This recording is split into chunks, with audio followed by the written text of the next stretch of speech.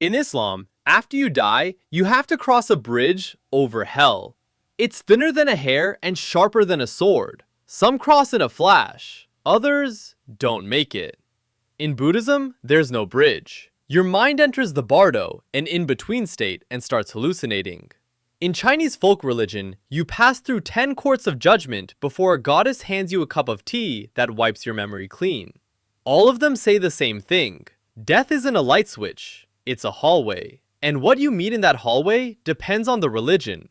In Hinduism, the god of death rides a water buffalo and carries a noose. His name is Yama, and he's the one deciding what happens to you next.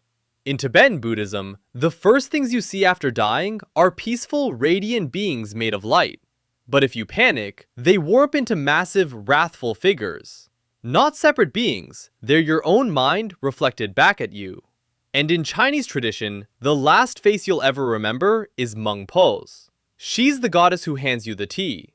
After her, you won't remember anything, including her. So you've crossed over, you've met whoever's waiting. Now what? Every religion has some version of the same answer.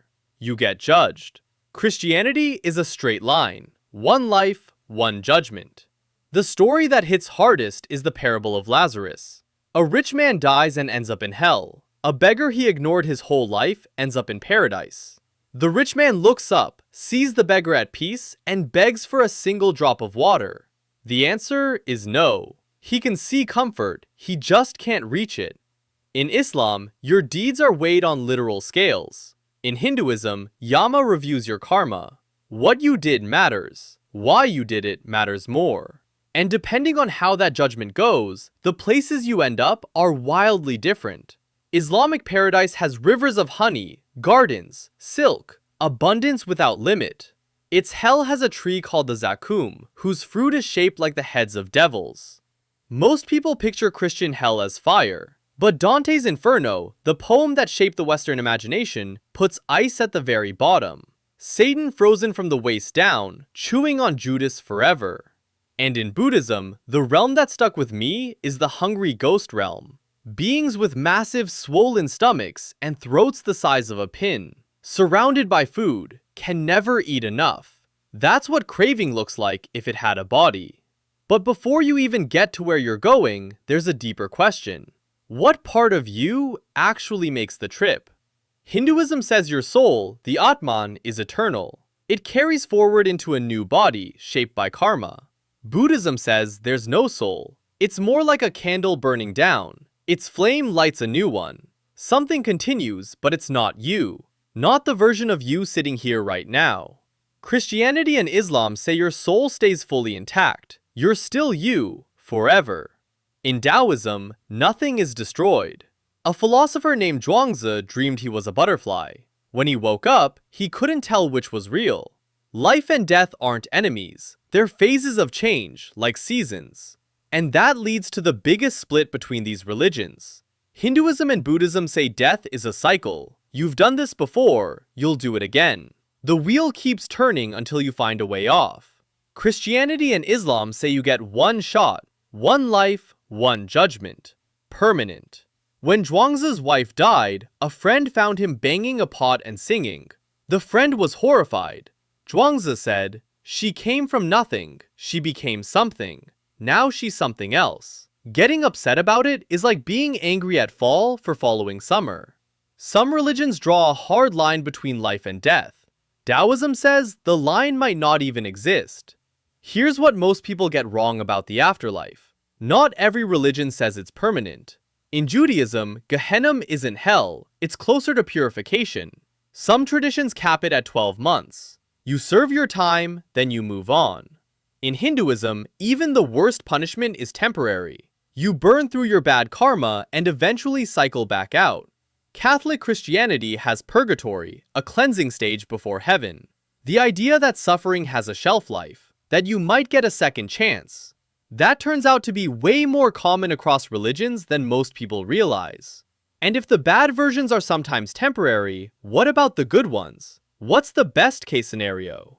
There's an old Hindu story about a boy named Nachiketa who ends up at death's doorstep. Yama offers him anything: gold, land, power, a long life. Nachiketa turns all of it down. He wants one thing. Tell me how to escape the cycle. The answer is moksha, stepping off the wheel for good. In Buddhism, it's nirvana. The whole game is awareness. Recognize what's happening in the bardo, and you can break the cycle right there. In Christianity, the promise is seeing God face to face. In Islam, it's entering Jannah, the garden where nothing is denied to you. In Taoism, it's dissolving back into the flow of everything, the way a wave returns to the ocean. Here's the part that gets me. Every religion on this list, every single one, across thousands of years and every continent, completely independent of each other, landed on the same conclusion. What you do while you're alive matters. In Hinduism, your next life depends on it.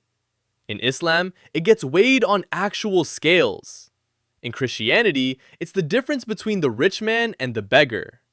Confucius said, "Be the kind of person your descendants would be proud to remember."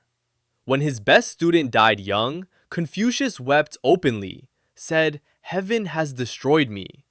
From a man who built an entire philosophy on composure. That tells you everything about how much a single life weighs.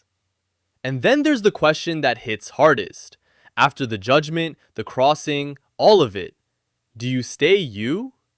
In Christianity and Islam, yes, you're fully intact. In the Lazarus story, the rich man recognizes the beggar across the chasm. He remembers everything. That's the punishment. But in Chinese folk tradition, right before you're reborn, you meet Meng Pa. She hands you a cup of tea. You drink it. And every memory you've ever had, everyone you've loved, everything you learned, gone. You start over completely blank. 10 sections, one question no one can answer. Which afterlife is the most comforting, and which one is the most terrifying?